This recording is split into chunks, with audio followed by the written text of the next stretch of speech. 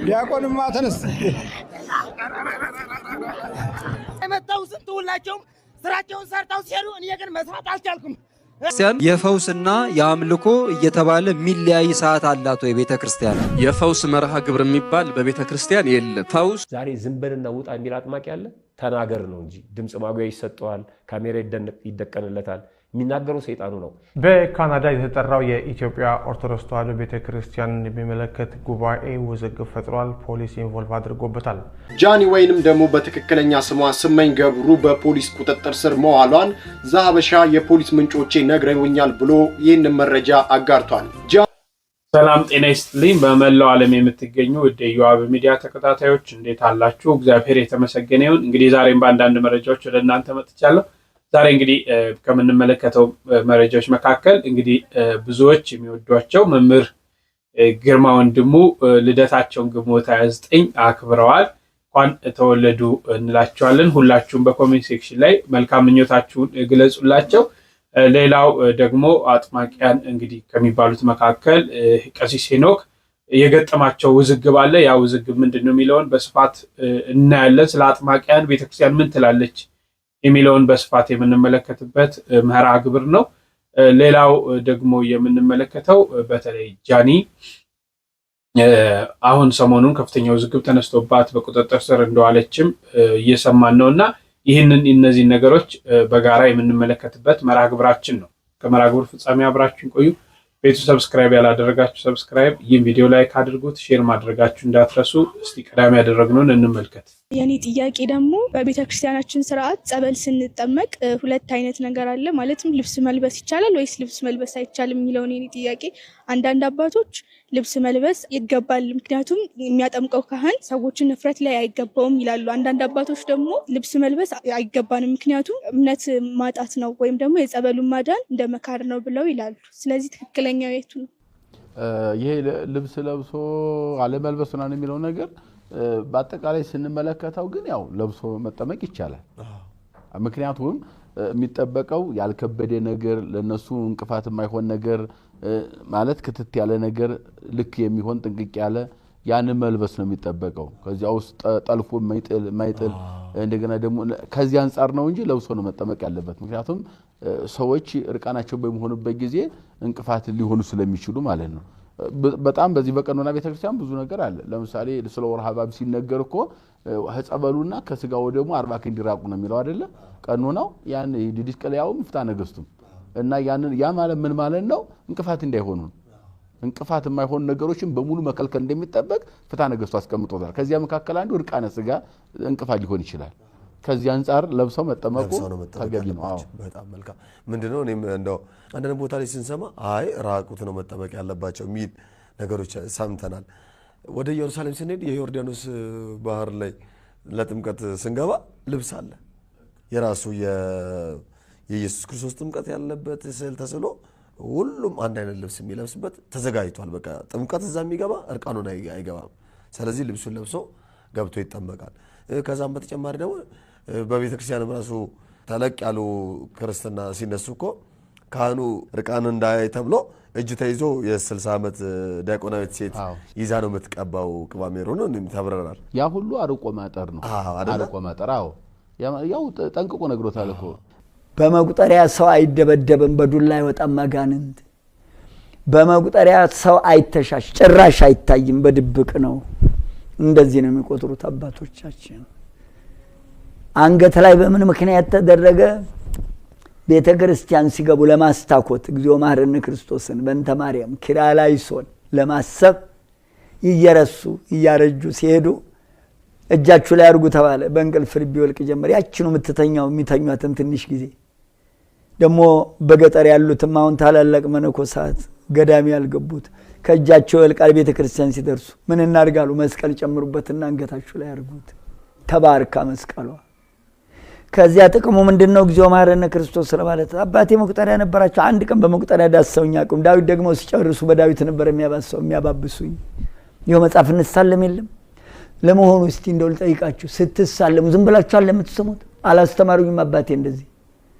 ወንጌሉ መጥቶ እኮ ስንሰማው ይህ ዘላለማዊ ሕያው ቃልህ በልቦናዬ እንዲጸና አድርግልኝ ብሎ ነው የሚሳመው ወንጌሉ። ዝም ብሎ አይደለም የሚሳመው። ቃሉ ምድርና ሰማይን ያጸና ስለሆነ በቃልህ አጽናኝ ተብሎ ነው የሚሳመው ወንጌሉ። በዳዊቱ ሲዳብሱኝ እንጂ አባቴ እናቴ ልጅ አንድም ቀን በመቁጠሪያ ዳብሶኝ ያውቁ። ትራስጌ ሲሰቅሉ ታውቃለሁ። ወዲያውኑ ሲጨርሱ ኪሳቸው ነው የሚያደርጉት። እግዚኦ ማረነ ክርስቶስ ኪርያላይሶን በእንተ ማርያም። አዲስ አበባ መኪናው መቁጠሪያ፣ ህፃኑ መቁጠሪያ። ለምን አረከው? ያ እንደዚያ ሲያረጉ አይቼ መቁጠሪያው ለምንድን ነው? መኪና ላይ መቁጠሪያ ምንድን ነው የሚጠቅመው? ምን ማለት ነው? እስቲ ፍረዱኝ። እሺ መስቀሉን ጠብቀኝ እንለዋለን። ምንድን ነው መቁጠሪያው? መኪናው መቁጠር ጀመረ እንደ እግዚኦ ማረነ ክርስቶስ። ጉድ ፈልቶብናል እኮ እናንተ። እንደገና በመቁጠሪያ ጀርባቸውን ደብድበው ልንገራቸው በልዞ ጀርባቸው አልድን ብሎ ሐኪም ቤት ደረጃ ሆስፒታል ይተኛሉ። ልክ ነው እንዴ? በዱላ ነው እንደሚወጣው አጋንንት ደብድቡ ብሏል እንዴ? መቁጠሪያ ስለ መቁጠሪያ መጽሐፍ ቅዱሳችን ላይ አለ እንዴ? ጉድ ነው የመጣብን። አዲስ አበባ የሌለ ጉድ የለም። እንደተከታተላችሁት ነው። እግዚአብሔር ለመምሮቻችን ቃለ ሕይወትን ያሰማልን። እንግዲህ ጸበል እንዴት መጠመቅ እንዳለብንም ልብስም አውልቀን ልብስም ሳናውልቅ መጠመቅ እንደምንችል መመራችን ገልጸውልናል። የመቁጠሪያን ሁኔታን ደግሞ በምን አይነት ሁኔታ መጠቀም እንዳለብን ተገልጾልናል ማለት ነው። እሺ ቅድም እንዳልኳችሁ እንግዲህ መምህር ግርማ ወንድሙ ግንቦት 29 በትላንትናው ዕለት 66ኛ ዓመታቸውን አክብረዋል። መልካም ልደት መምህር ግርማ ወንድሙ፣ ረጅም እድሜ ከጤና ጋር ይስጥልን ብሎ እጅግ ብዙ መረጃዎችን የሚያጋራልን ጉርሻ ፔጅ አጋርቷል ማለት ነው። እስቲ ሁላችሁም ለመምህራችን ለመምህር ግርማ ወንድሙ መልካም ምኞታችሁን እንድትገልጹ በፍቅር ጠይቃለሁ። እሺ ቀጥለን የምንመለከተው ምንድነው የተፈጠረው ውዝግብ?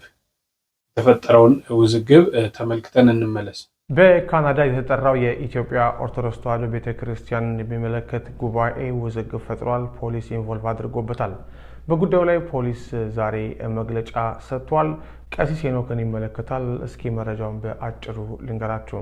በካናዳ ካምብሪጅ የተጠራው ሃይማኖታዊ ጉባኤ ውዝግብ ፈጥሯል። ካምብሪጅ ቱዴይ ዛሬ እንደዘገበው የፊታችን አርብ፣ ቅዳሜና እሁድ በከተማ ውስጥ መንፈሳዊ ጉባኤ እንደሚካሄድ ጥሪ ተላልፏል። ይህንን ጉባኤ የጠሩት ደግሞ ቀሲስ መምህር ሄኖክ ወልደ ማርያም ናቸው። በዚያው የሚገኘው የደብረ ሲና ኪዳነ ምሕረት የኢትዮጵያ ኦርቶዶክስ ቤተክርስቲያን ቦርድ አባል የሆኑት ተስፋዬ በቀለ ግን ይህ ጉባኤ በምስራቃዊ ካናዳ ሀገረ ስብከት እውቅና የሌለው መሆኑን ለዜና ምንጩ ተናግረዋል። ቀሲስ ሄኖክም በአካባቢው ስብከት የማድረግና የማጥመቅ እውቅና የሌላቸው በመሆኑ በቤተ ክርስቲያኗ ስም ከመጠቀም እንዲቆጠቡ አሳስበዋል። የዜና ምንጩ የከተማውን ፖሊስ ለጉዳዩ ማነጋገሩን ገልጸው በጉባኤው ላይ ምንም አይነት የወንጀል ምልክት የማይታይ በመሆኑ ክልከላ እንደማይጥል ማስታወቁን አስታውቋል። ቀሲስ መምህር ሄኖክ በአሜሪካና በካናዳ ከተሞች የተለያዩ ከተሞች የዘዋወሩ የማጥመቅ አገልግሎት የሰጠ ነው ሲሉ ይደመጣሉ። በቅርቡም ካንሰር አወጣኝ በሚል በማህበራዊ ሚዲያ አሰራጭተው ነበር። ይኸው የካናዳው ሚዲያ ይሄንን ጠቅሶላቸው ስክሪንሾት አድርጎ በዌብሳይቱ ላይ አቅርቦታል። ከካንሰሩ ወጣ ብለው የገለጹበትን። እርስዎ በቀሲስ ሄኖክ የማጥመቅ ድርጊት ላይ ያለው አስተያየት ምንድን ነው? እስኪ በኮሜንት ላይ እንወያይበት። የተከታተላችሁት ነው እንግዲህ ቀሲስ ሄኖክ በካናዳ ሀገር ነው የሚገኙት። የማጥመቅ ስራ የፈውስ ስራ ሰራለሁ ብለው በሄዱበት ቤተክርስቲያን የቤተክርስቲያኗ የቦርድ አካላቶች ክልከላ አድርገዋል። ይህ ከፍተኛ ውዝግብ እየፈጠረ ይገኛል። ለምን ቤተክርስቲያኗ ሁልጊዜ እንዲህ አይነት ነገሮች ለምን እንደሚከሰቱ አላውቅም። እንግዲህ እነዚህ ሰዎች በቤተክርስቲያን ውስጥ እውቅና ያላቸው ከሆነ የትኛውም የኢትዮጵያ ኦርቶዶክስ ተዋሕዶ ቤተክርስቲያን ሄደው ማገልገል ይችላሉ። እውቅና ከሌላቸው ደግሞ ቤተክርስቲያን በይፋ ማሳወቅ አለባት። ምዕመናኑ በእጅጉ እየተደናገሩ እንደሚገኙ በጣም ነው የምንረዳው። በየቦታው እንግዲህ አንድ ቦታ የፈውስ ቦታ ይላሉ፣ የጥምቀት ቦታ ይባላል። እዛ ህዝቡ ሲሄድ ሌላ ችግር፣ እነዚህን አካላቶች የሚቀበል አለ፣ የማይቀበል እንዳለ በስፋት የሚታወቅ ነውና ይሄ ነገር ምንድነው? ከቤተክርስቲያን አስተምሮ አንጻር ቤተክርስቲያን አባቶቻችን መርምረው እነዚህ ሰዎች እውቅና ካላቸው እውቅና ሰጥቶ ፍቃድ ካለ ከቤተክርስቲያን የትኛውን ቤተክርስቲያን እንዲያገለግሉ ማድረግ፣ ካልሆነ ደግሞ እንዲህ አይነት ቤተክርስቲያን ስርዓትም ከሌላት ደግሞ እንዲህ አይነት ነገሮችን እስከ መጨረሻው ማቆም የተሻለ ነው የሚል እምነት አለኝ። ግን በቤተክርስቲያን ሁኔታ የማጥመቅ ሁኔታው፣ የማስለፍለፍ ሁኔታው፣ ይሄ ሰይጣን ውጣ አትውጣ ማነ የመባባል ሁኔታው፣ በአጠቃላይ ያሉ ነገሮች ቤተክርስቲያን በዚህ አይነት ምን አይነት ስርዓቶችን ያሏት፣ ዛሬ ፈውስ ቀን ነው፣ ዛሬ ጥምቀት ቀን ነው እያሉ በየቦታው የሚያጠምቁ ካህናት፣ የቤተክርስቲያን አባቶች ይሄ ነገር ትክክል ነው ወይ? ዛሬ ዝም በልና ውጣ የሚል አጥማቂ አለ? ተናገር ነው እንጂ ድምፅ ማጉያ ይሰጠዋል፣ ካሜራ ይደቀንለታል። የሚናገረው ሰይጣኑ ነው። በሚያሳዝን መልኩ ያከበርናቸው ታላላቅ አርቲስቶች፣ ያከበርናቸው ታላላቅ ሰዎች በእንዲህ አይነት ሰዎች ካሜራ ፊት ግን እንድናቀላቸው እያስገደዱን ማለት ነው። አቅላቸውን ስተው ሰዎች የሚናገሩትን ንግግር እንዴት ሰው በቪዲዮ ይቀርጻል? በጣም ነውር እኮ ነው። በእውነት በጣም ነውር ነው። አሁን ሆስፒታል ውስጥ እንታከማለን። ኮማ ውስጥ ይገባሉ ሰዎች፣ ማደንዘዣ ይወስዳሉ። ማደንዘዣ በሚወስዱበት ጊዜ ብዙ ንግግሮችን ይናገራሉ። አስታማሚው ነው የሚሰማቸው እንጂ አጠገብ ያለው ሰው ወይም ሐኪሙ አደባባይ ወጥቶ ግን አይተን አናቅም። የሕክምና ኤቲክስ አይደለም። ጸበል ላይም አንድ ሰው ራቁቱን እንዴት ነው በቪዲዮ የሚቀረጸው? ይሄ እኮ ከሰብአዊነትም አንጻር የሚያስጠይቅ ነው፣ እውነት ለመናገር ማለት ነው። ተሸፍኖ ልብሱን አውልቆ የሚጠመቅ ሰው በቪዲዮ ተቀርጾ ሲጮህ ሲለፈልፍ እንዴት ነው የሚታየው? ይሄ ነውር አይደለም? ይሄ እኮ ሰው ጠፍቶ ነው። መክሰስ እኮ እንችላለን በህግ ፊት። አግባብ አይደለም እኮ። እኔ ስፈቅድ ነው ልብስ ለብሼም እንኳን ካሜራ ፊት ስፈቅድ ነው ሰው መጥቶ የሚቀርጸኝ እንጂ ወደ ህግ ይዤው ቢሄድ እኔ ሳልፈቅድ ማንም ሰው የኔን ምስል የኔን ድምፅ መቅረጽ አይችልም። ታማሚ አካልን ታማሚዎች የሚናገሩትን ንግግር ቀርጾ ማሰማት። ለዚህ ነው ክርስቶስ ዝም በልና ውጣ አለው ይላል። ዝም በልና ውጣ። የአጋንንት ምስክርነት አያስፈልግም፣ ልንሰማውም አይገባም። ቤታችን ውስጥ ካለም አውጥተን መጣል አለብን። በጣም ከባድ ነው። ስለዚህ ዛሬ በቪዲዮ እየተቀረጸ ሰዎች ቤታቸው ከፍተው ገንዘባቸውን አውጥተው እየከፈሉ ቤታቸው ውስጥ እየከፈቱ እስከ ማየት ደረጃ ተደርሰዋል።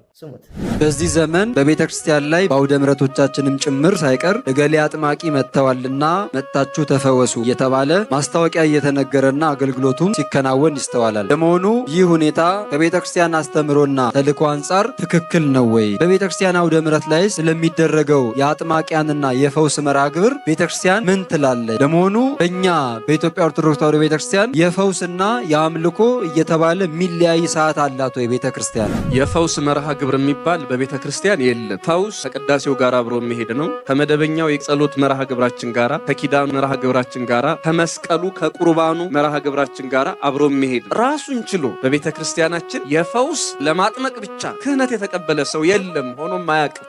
ባጭሩ ለዚህ ስራ ብቻ የተመደቡ ስራቸው ይሄ ብቻ የሆነላቸው አንድም ሰው ግን በመጽሐፍ ቅዱስ ላይ አልተጻፈም። ምናልባት ከስራ ክፍፍል አንጻር አንዳንድ ቦታዎች ላይ የሚጠመቀው ሰው ሲበዛ ካህናቱን የማጥመቂያ ስፍራ ላይ ወይም የጠበሉ ስፍራ ላይ ይመደባሉ። ነገር ግን እነዚህ ካህናት ስራቸው ማጥመቅ ብቻ፣ መስቀላቸው መፈወስ፣ ይሄ ለማዳን ብቻ የሚባል ነገር ግን የለውም። ይሄ ከአጋንንት ከበሽታ ጋር ብቻ የተገናኘ ክህነት የለም። የዚህን የሚል የመርሃ ግብር ፕሮግራምም በቅዱስ መጽሐፍ ላይ የለም። እግረ መንገድ በማስተማር እግረ መንገድ ሰውን ወደ ዘላለማዊ ሕይወት በመምራት የሚመጡ ጸጋዎች ናቸው እንጂ ይሄን እንዲያና እንዲያ ተብሎ የገጠሙን የታመሙ ሰዎች አይተናል። በስልክ መቁጠሪያ ሰጥተውት አንድ ሕፃን ልጅ ነው ያገኘሁት፣ ራሱን ይደበድባል። ይህ ልጅ መጨረሻ ላይ ብርቱ ታማሚ ሆኖ በስነ አእምሮ ሆስፒታል ውስጥ ነው ያገኘሁት። የሚሰጧችሁ መቁጠሪያዎች ምንድን ናቸው? ማን ነው የጸለየባቸው? ምንድን ያለባቸው? ከቤተ ክርስቲያን አግኝታችሁታል? በጣም ብዙ ሱቆች አሉባቸው። እንዲህ እንድናደርግ ተፈቅዶልናል። እየሄድን የትም ቅባ ቅዱስ እንድንገዛ ተፈቅዶልናል። የማን መቁጠሪያ ነው? ከየት የመጣ ነው? ክህነት እንደምታውቁት ሁለት መክሊቶች አሉት፣ ማጥመቅና ማቁረብ። የልጅነት ጥምቀት ያጠምቃሉ፣ ያቆርባሉ። ያዳናቸውን የማያውቁ ታማሚዎችን ይዞ የፈውስ አባት መባል ምንም ጥቅም የለው። ቤተክርስቲያን እንደዚህ አይነት አጥማቂ እንደዚህ አይነት አባት አታውቅም። ያዳናቸውንና የዳኑባትን ቤተክርስቲያን እንዲያውቁ ደግሞ ያው ካህን ማስተማር አለበት ማለት ነው። ስለዚህ ቤተክርስቲያን በማጥመቅ ብቻ የምታውቀው ክህነት የላትም። አጥማቂ ካህን ሊኖር ይችላል፣ ግን የአጥማቂ ካህን መምህርም ነው፣ አስተማሪ ነው፣ አቁራቢ ነው። ራሱን ችሎ ግን እኔ የተሾምኩት ለማጥመቅ ነው፣ ጸጋዬ ፈውስ ነው የሚባል አገልግሎት የለም። መንፈስን ሁሉ አትመኑ፣ መናፍስት ከእግዚአብሔር እንደሆኑ መርምሩ ይላል እግዚአብሔር ቃል። በብዙ መናፍስት የሚሰሩ ብዙ ሰዎች ባሉባት ዓለም እገሌ አጥማቂ ነው፣ እገሌ ፈዋሽ ነው እያሉ እየተንከራተቱ ስንቶች የማያውቁት መናፍስት ጋር እንደተዋሃዱ እናውቃለን። በየቤተ ክርስቲያኑ በየአጥቢያው ጸበል ቤት አለ፣ ሕሙማን ቤት አለ። ጸበል ተጠመቁ። መንፈሳዊነቱን የምታውቁት ቤተ ክርስቲያን የገለጠቻቸው ቦታ ያላቸው ካህናት አሉ፣ እነሱ ጋር ሂዱ። መንፈስን ሁሉ አትመኑ። በጣም ብዙዎች በዚህ ተወግተው ስቃይ ውስጥ ይኖራሉ ወገኖቼ። የጥምቀት ቦታዎችን ለንግድ እያሉ አውደ ምሕረት ላይ ማምጣት ስህተት ነው። ሰላም ጤና ይስጥልኝ ወደ ኢትዮጵያውያን ወገኖቼ እንደምን ሰንብታችኋል? ሰሞኑን እንግዲህ የተለያዩ ቪዲዮዎችን ሰርተናል። ሐሰተኛ አጥማቂያን እንግዲህ ቅድስት ቤተክርስቲያን በቃችሁ ልትላቸው ይገባል የሚል መልእክት አስተላልፈናል። ብዙዎቻችሁ እንዳያችሁትና ሀሳብ እንደሰጣችሁበት ተመልክቻለሁ። ራሳችሁም ደግሞ ይህን ቻሌንጅ ተቀላቅላችሁ ይበቃል በሚል ቅድስት ቤተክርስቲያን አባቶቻችን እነዚህን ሰዎች እንዲያወግዙና ስራቸውንም ደግሞ ለይተው እንዲያሳውቁ ሀሳባችንን በጋራ እንድናቀርብ በድጋሚ ጥያቄ አቀርብላችኋለሁ። እንግዲህ አንድ ወንድም መጨረሻ ላይ የሰራሁትን ቪዲዮ መነሻ በማድረግ መልስ ለመስጠት የሞከረበትን ቪዲዮ ተመልክቻለሁ። ነገር ግን ምንም የረባ ነገር እና የተጨበጠ ሀሳብ ስላላገኘሁበት አንድ በአንድ ያንን መነሻ አድርጌ መልስ አልሰጥም። ግን አንዳንድ ኮንፊውዥኖች ለመፍጠር የተሞከረ ነገር ስላለ ክሊር ለማድረግ ሞክራለሁ። እንግዲህ እንደምታዩት ወይም እንደሰማችሁት ቪዲዮውን ጥርት ባለ አማርኛ ባቀርበው አንዳንድ ሰዎች ቶሎ እንግዲህ ለመረዳት ረጅም ጊዜ ብዙ ማገዶ የሚፈጁ ሰዎች ስላሉ አሁንም ኮንፊውዝ ያደረጋችሁ ሰዎች ካላችሁ እደግምላችኋለሁ ማለት ነው። ጸበል ያድናሉ? አዎ ጸበል በጣም ያድናል። እግዚአብሔር አምላክ ቸር አምላክ ነው፣ ደግ አምላክ ነው። ፈውስን ከሚሰጥባቸው መንገዶች አንዱ በጸበል አገልግሎት እንደሆነ ይታወቃል። ነገር ግን የኛ ተቃውሞ ምንድን ነው ከተባለ በቅድስት ቤተክርስቲያን አስተምሮ ያልሆነ ወይም የኢትዮጵያ ኦርቶዶክስ ተዋሕዶ ቤተክርስቲያን የማታምነውን የማትለውን የማታስተምረውን እንግዳ ትምህርት በማምጣት እንግዳ ልምምድ በአውደ ምሕረቷ ላይ የሚያሳዩትንና ኤክሰርሳይዝ የሚያደርጉትን አብዛኛውን ፍጹም መንፈሳዊ ከሆነ መንገድ ይወጣና አጋንንታዊ የሆነ ልምምድ ኢ ኦርቶዶክሳዊ የሆነ ልምምዳቸውን የተቃወም ነው እንጂ ጸበል ያድናል አያድንም የሚል ውዝግብ ውስጥ አልገባንም ማለት ነው። ጸበል በድጋሚ ይለዋለሁ በደንብ አድርጎ ያድናል። እኔም ጸበል አዳኝነቱን ተስፋ አድርገው ከሚጠቀሙ ሰዎች መካከል ነኝ ማለት ነው። እንግዲህ ወደ ሌላው ነገር ስመለስ እንግዲህ በጣም ብዙ የሚያሳዝኑ ነገሮች እነዚህ ሐሰተኛ አጥማቂያን በሚያስተምሩት ትምህርት በተሳሳተ ትምህርት ምክንያት ብዙ ሰዎች እስረኛ ሆነዋል። እስረኛ ስንል ፊዚካል እስረኛ ሳይሆን ሜንታሊ ቶርቸር ተደርገዋል። ሜንታሊ ማይንድ ኮንትሮል ተደርገዋል። በዚህ ምክንያት በጣም ሰፈር የሚያደርጉ ብዙ ሰዎች እንዳሉ ሰሞኑን ከምናየው ምስክርነት መረዳት ማንም የሚሰራ አይምሮ ያለው ሰው አይከብደውም ይሄንን ለመረዳትና አንደርስታንድ ለማድረግ ማለት ነው። በጣም ብዙ ሰዎች እርኩስ መንፈስ በውስጣችሁ አለ፣ ይሄን እርኩስ መንፈስ አውጥታችሁ መጣል አለባችሁ፣ ያለ ማድረግ ራሳችሁን በመቁጠሪያ ቀጥቅጡ ተብለው የእንጨቱ መቁጠሪያ አላረካ ብሏቸው አንጀት አላደርስ ብሏቸው ድንጋያማ ቢዶች ጨምረው ራሳቸውን የሚቀጠቅጡ እህቶች በውስጥም እኔንም እንዲሁም ለፍቅረ ኢየሱስ እንደዚሁም ደግሞ በተለያየ መድረክ ላይ እየመሰከሩ ይገኛሉ። ይሄ በጣም በጣም ልብን የሚሰብር ነገር ነው። አንደኛ መቁጠሪያ አገልግሎቱ በማን እንደሚፈጸም ማን እንደሚጠቀምበት ለምን አገልግሎት እንደሚውል የቤተክርስቲያን መምህራን ጥርት ያለ ትምህርት አስተምረዋል። ምዕመናን መቁጠሪያ ይዘው ራሳቸውን የሚቀጠቅጡበት ሌላም ሰው ጋር ሄደው ሌላን ሰው የሚቀጠቅጡበት ምክንያት የለም ማለት ነው። ጸበል አሰጣጡም ቢሆን እንደዚህ አጋንንትን በየአደባባዩ ኢንተርቪው እያደረጉ ቃለ መጠይቅ እያደረጉ አይደለም። ጌታ ኢየሱስ ክርስቶስ አቡሃለ ሐሰት ወይም የሐሰት አባቷ ዝም ብለው ውጣ ብሎ ሰደደው እንጂ ኢንተርቪው እያደረጉ ከዛም ደግሞ በሱ ኮንስኮንስ መተት ያደረገብሽ ባልሽ ነው፣ የባልሽ ዘመዶች ሊገሉሽ ይሞክራሉ፣ የሚስት ዘመዶች ሊያጠፉ ነው፣ መንፈስ ልከውብሃል፣ መትተውብሃል፣ እንደዚህ አይነት ዝባዝንኪዎችን ያውም ከርኩስ መንፈስ ምስክርነት ኢንተርቪው ተደርጎ በወጣ ነገር በጣም ብዙ ሰዎች ከወዳጅ ዘመዶቻቸው መራቃቸው፣ ከጓደኞቻቸው መራቃቸው፣ ባላቸውን መንፈስ ተው የሚላቸውን ሰው ሁሉ አንተማ ርኩስ መንፈስ ስላለብህ ነው እያሉ እየበረገጉ ስልካቸውን ለማውራት በጣም ቶርቸርዶ ነው። በሜሴጅ የሚገባ አለ፣ በምን የሚገባ ጉድ ነው ብቻ። እና እንደዚህ ያለ ኦርቶዶክሳዊ ክርስቲያንም እንደዚህ ያለ ኦርቶዶክሳዊ ክርስትናም የለም። ቅድስት ቤተክርስቲያንም ይሄን አላስተማራችንም፣ አታስተምርም፣ ወደፊትም አሁንም አላስተማረችም፣ ወደፊትም አታስተምርም። ስለዚህ ይሄንን የተሳሳተ የተበረዘ የሰዎች ትርክት የሆነን ትምህርት ከቅድስት ቤተክርስቲያን እውነተኛ ትምህርት እንለይ የሚለው ላይ ፎከስ ማድረግ ያስፈልጋል ማለት ነው። ስለዚህ አሁንም የሚሰጡትን ትምህርቶች በተለያየ መድረክ ላይ እየገባችሁ እንድታስተምሩ፣ እንደዚሁም በሶሻል ሚዲያ ላይ ብዙ ሰው አዳማጭ ያላችሁ ብዙ ሰዎች የሚያውቋችሁ ሰዎች የቅድስት ቤተክርስቲያንን ትምህርት ትምህርቷ ካልሆነው ጋር ለይቶ የማስተማር የሞራልም የሃይማኖትም ግዴታ አለባችሁ፣ ክርስቲያናዊ ግዴታ አለባችሁ ብዬ አምናለሁ። በእርግጥ ይሄን ብላችሁ ተናገሩ፣ ይሄን ብላችሁ መልእክት አስተላለፉ ብዬ ማንንም ዲክቴት ላደርግ አልችልም። ግን የሞራል ጥያቄ የክርስቲያናዊ ጥያቄ ሁሉ ነው እንደ ቻሌንጅ የማቀርብላችሁ። በተለይ በቲክቶክ መድረክ ብዙ ሰው የሚሰማችሁ እና የምታስተምሩ ኦርቶዶክሳውያን መምህራን ይህንን ነገር በግልጽ ማስተማር መጀመር ይኖርባችኋል ማለት ነው። በይሉኝታ በመፈራራት እና በተለያየ ምክንያት የእነዚህ ሰዎች ትምህርት እንደዚህ ተንሰራፍቶና ሰዎች ብሬን ወስዶ ነው በተሳሳተ ጎዳና ዘመዶቻችን ወገኖቻችን መንገላታት የለባቸውም። ይኸው እየገፋ መጥቶ ዝም በመባሉ ምክንያት እንግዲህ የምታዩት ነገር ነው እየሆነ ያለው።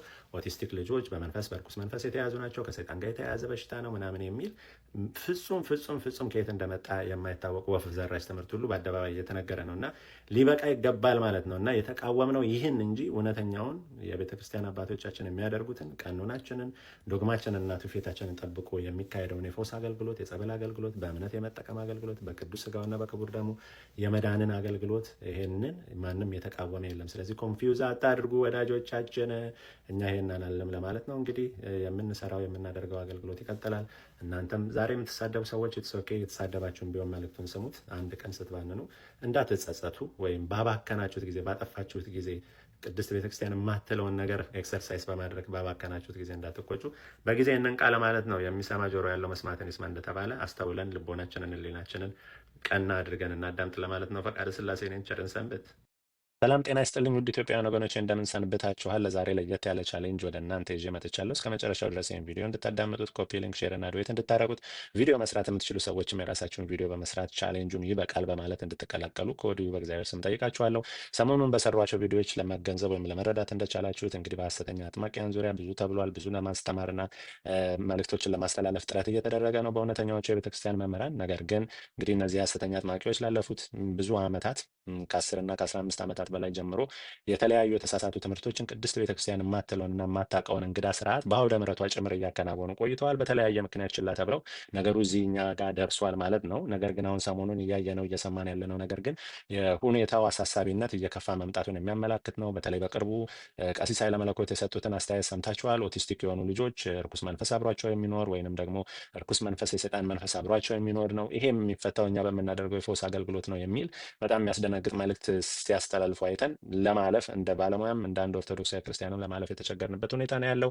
ስለዚህ ቅድስት ቤተክርስቲያን እነዚህን ሰዎች ይበቃል ልትላቸው ይገባል። እንግዲህ ብዙዎቹ ደጋፊዎቻቸው የሚያነሱት ነጥብ እነዚህ ሰዎች የቤተክርስቲያን አገልጋዮች ናቸው፣ ካህናት ናቸው እና ቅዱስ ሲኖዶስም አላወገዛቸውም እናንተ ለምን ትቃወሟቸዋላቸው የሚል ጥያቄ ስነሳ እንሰማለን። ነገር ግን በተለያየ መድረክ ለመግለጽ እንደተሞከረው አንደኛ ብዙዎቹ ቅድስት ቤተክርስቲያን በተለያየ አጋጣሚ የከለከለቻቸው ያገደቻቸው ሲሆኑ ከዛም በተጨማሪ ደግሞ ለምሳሌ በዚህ በምንኖርበት ሀገር አሜሪካ በሰሜን ካሊፎርኒያ ሀገረ ስብከት ለምሳሌ ያህል ነው ይህን እየጠቀስኩ ያለሁት። የሀገረ ስብከቱ ሊቀ ጳጳስና ስራ አስኪያጅ ይህንን ልምምድ እንዳይፈጽሙ እየተከለከለ በአንዳንድ ደብር አስተዳዳሪዎች መልካም ፈቃድ እነዚህ ሰዎች መጥተው የሀገረ ስብከቱን ትእዛዝ ጥሰው አገልግሎት የፈጸሙበት ሁኔታዎች ሁሉ እንዳሉ ብዙ መረጃዎች አሉ ማለት ነው። ስለዚህ አባቶቻችን ይህን ድምፅ የምትሰሙ አባቶቻችን የእነዚህ ሰዎች ትምህርት እጅግ ብዙ የዋህ ኦርቶዶክሳውያን ክርስቲያኖችን ወደ ተሳሳተ ጎዳና እየመራ ስለሆነ ብዙዎች እርኩስ መንፈስ አብሮኝ እየኖረ ነው አብሮኝ አድሮብኝ እየኖረ ነው በሚል ቀን ከሌሊት በእውነት በመንፈስ ጭንቀት ውስጥ እንቅልፍ አጥተው ራሳቸውን በመቁጠሪያ እየቀጠቀጡና እየተቀጣቀጡ የሚኖሩበት ሁኔታ ነው ያለው። ለዚህ ማሳያው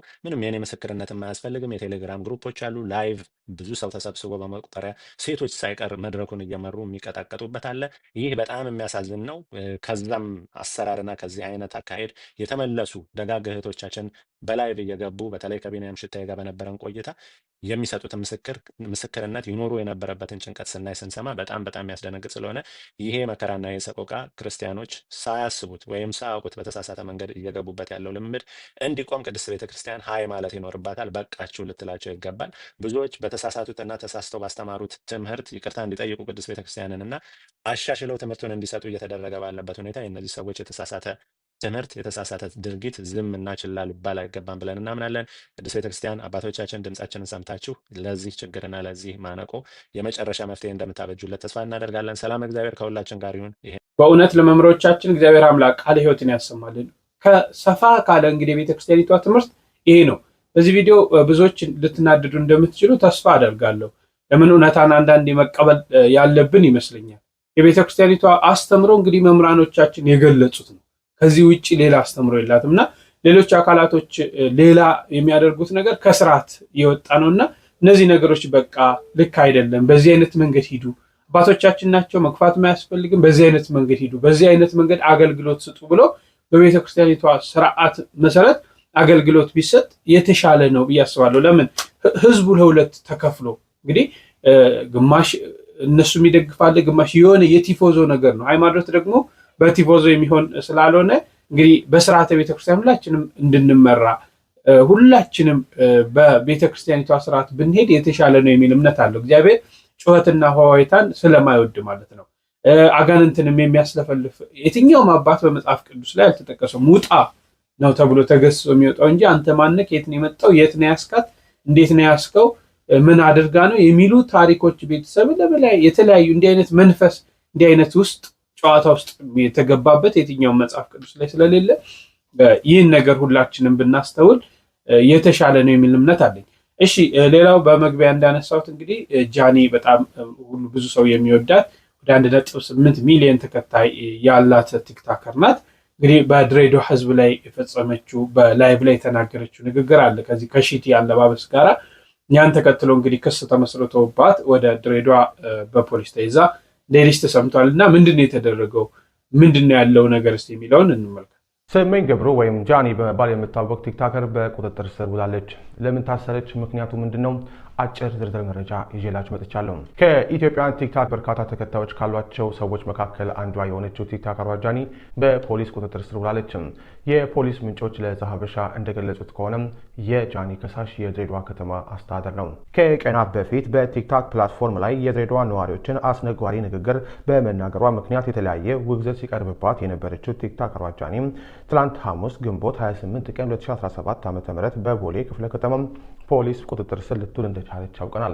ቲክቶከሯም የድሬዳዋን ሕዝብ በጅምላ ያልተገባ ነገር መናገሯን አስመልክቶ የይቅርታ ቪዲዮ ሰርታ የነበረ ቢሆንም ይቅርታዋ ግን ተቀባይነት ሊያገኝ አልቻለም። በርካታ የድሬዳዋ ተወላጆችን አስከፍቷል። የቲክቶከሯ ከሳሽ የድሬዳዋ ከተማ መስተዳድር ሲሆን ከስፍራው የመጡ የጸጥታ ሰዎች የፍርድ ቤት መያዣ ትዕዛዝ እንደያዙና በምትገኝበት አካባቢ ያለ ፖሊስ ጣቢያ እንዲተባበራቸው ተነግሮ ስለነበር በዚያ አግባብ መሰረት በቦሌ ክፍለ ከተማ ፖሊስ መምሪያ በቁጥጥር ስር ልትውል እንደቻለች የፖሊስ ምንጮቻችን ነግረውናል። በቀጣይ ቲክቶከሯ ወደ ድሬዳዋ እንደምታመራና ክሷን በዛ ላይ ሊታይ እንደሚችል የፖሊስ ምንጮች ነግረውናል። ከቅርብ ጊዜያት ወዲህ በቲክቶክ ላይ ያሉ ተጽዕኖ ፈጣሪ የሚባሉ ወጣቶች ወይም ግለሰቦች ለመተው በሚል የተለያዩ ግለሰቦችን ወይም ቡድኖችን፣ ሃይማኖቶችን በማንነታቸው በመተቸት ወይም አስነዋሪ ነገሮችን በመናገር ለታዋቂነት ዝና እንደሚጠቀሙበትና ለጊፍት መሰብሰቢያ እንደሚያደርጉበት የተለያዩ ሰዎች አስተያየት ሰጡ ይሰማል። እዛ ሺቲ ነው የሚለብሱት። ለምንድን ነው ማለት ለምንድን ነው የምትጠይቀኝ የሚሉ ችኮች ናቸው። ገባ ለምን ጠይቃለሁ አይነት አልገባችሁ እናንተ ፋራዎች። ድሬዳዋ ፖሊስ ነው የከሰሳት። ወደ ድሬዳዋ ነው ሄደችው። ዛሬ ሄዳለች ወደ ድሬዳዋ። ሰኞ ፍርድ ቤት ትቀርባለች። ነገር ግን አሁንም በጃኒ ስም ሁላችንም ሶሻል ሚዲያ ተጠቃሚዎች ሰዎች አንደኛ ነገር ጃኒ በጣም ትንሽ ልጅ ናት። ሁለተኛ ነገር ቤተሰቧን እናቷን የምትረዳ ልጅ ናት። ሶስተኛ ነገር ደግሞ ይሄ ሁሉ ጣጣ ይመጣል ብላ አይደለም። ሁላችንም ይቅር ብለናት። እንዲሁም ደግሞ የድሬዳዋ ከንቲባ አስተዳደር እባክህን አጥፍታለች፣ ስህተት ሰርታለች። አዎ ለሌሎች መማሪያ እንዲሆን ከዚህ በኋላ ሁሉም ታርሞ እንዲኖር ጥሩ ትምህርት ነው። ግን እባካችሁን የድሬዳዋ ህዝቦች፣ የድሬዳዋ የሐረር ልጆች በክፋት በተንኮል አይደለም። እናንተም አክሴፕት አድርጓት እና ይቅርታ አድርጉላት። ህግ የያዘው ነው። በይቅርታ እናንተ ይቅርታ ብታደርጉ ህግ የያዘው ነገር ነው። ነገር ግን በቃ አንዳንዴ የድሬዳዋ ሴቶችን ኢሞራላዊ በሆነ መንገድ በጅምላ መፈረጅ የህግ ተጠያቂነት ስለማስከተሉ እንደቆያችሁን ጠበቃ ሰብለ አሰፋ ነኝ። እንግዲህ በዚህ ሳምንት ከተከሰቱ አነጋጋሪ ጉዳዮች አንዱ ስመኝ ገብሩ የተባለች ወጣት ቲክቶከር በድሬዳዋ ከተማ መስተዳድር ውስጥ የሚኖሩ ሴቶችን ባህሪ በጅምላ ኢሞራላዊ በሆነ መንገድ የገለጸችበት ተግባር ነው። ይሄ ነገር የድሬዳዋ ከተማን ነዋሪን በእጅጉ አስቆጥቷል። ያው የከተማው አስተዳደርም ልጅቷን በፖሊስ ቁጥጥር ስር እንድትውል ተደርጎ እንግዲህ የወንጀል ሂደት የሚቀጥልበት አግባብ ተፈጥሯል።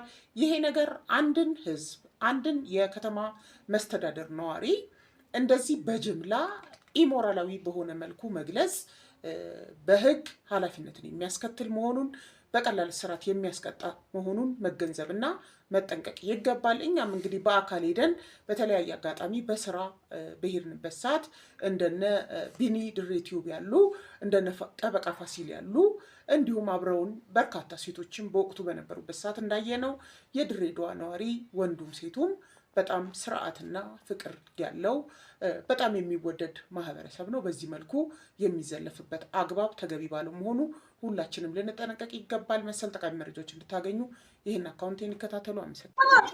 እዛ ሺቲ ነው የሚለብሱት። ለምንድን ነው የምትጠይቀኝ የሚሉ ችኮች ናቸው። ገባ ለምን ጠይቃለሁ አይነት በርካታ ሰዎች ትናንትና ማታ ሌሊቱን ሙሉ ማለት ይቻላል ስመኝሽ ገብሩ ወይንም ደግሞ ጃኒ ስለ ድሬዳዋ ሺቲ እና ሴትነት ጋር ተያይዞ በላይቭ ቪዲዮ ላይ ከነ ናሆም ፎንቲ ከሚባለው ልጅ ጋር የለቀቀችውን ቪዲዮ ልካችሁልኛል። ቪዲዮውንም ተመልክቼዋለሁ። እንደ አንድ የድሬዳዋ ልጅ በጣም ልብ የሚሰብርና የሚያሳዝን ነው። ነገር ግን ከህግ አንጻር ምልበትን ነገር ስለሆነ የጠየቃችሁኝ ከህግ አንጻር ያለውን ነገር ብቻ ለማለት ነው የምወደው።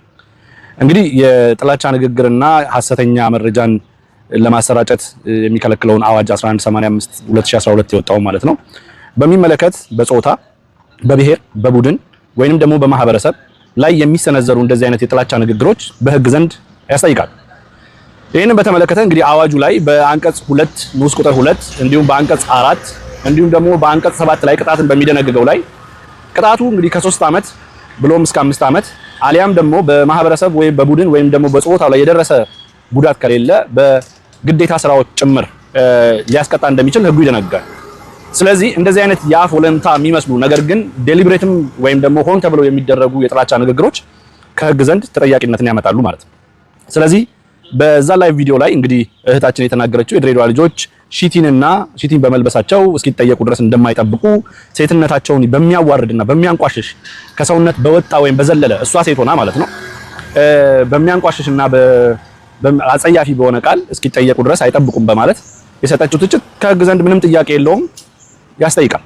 ስለዚህ በዛ ቪዲዮ ላይ የተሰማኝን አንደኛ ሀዘኔታ፣ ሁለተኛ የህግ ምልከታዬን ይሄን ይመስላል።